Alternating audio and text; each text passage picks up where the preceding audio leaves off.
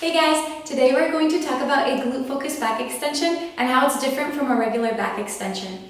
So when I'm doing a glute focused back extension, what I want to do is point my toes 45 degrees out, which I'll show you when I get on the GHD. I'm going to have my knees slightly bent to hit more glutes. If you want to hit more hamstrings, you can go ahead and straighten those legs. And I'm going to round that upper back. So as I'm coming up, I'm squeezing my glutes and hamstrings to come up. Notice the range of motion is also not that large. It's a shorter range of motion, but it keeps everything in constant tension, your glutes and everything. And I'll show you as I get back up on the platform.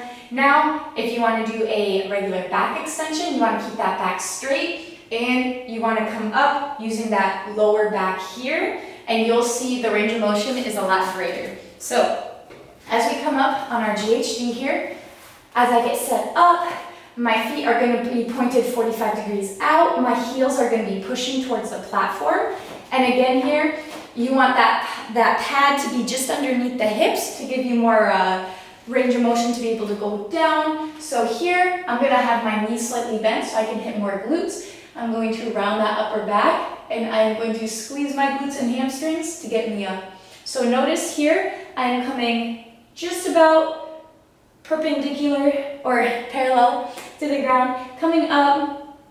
Notice that I'm not coming all the way up here. As I'm coming up here, you'll notice my lower back starts to take over.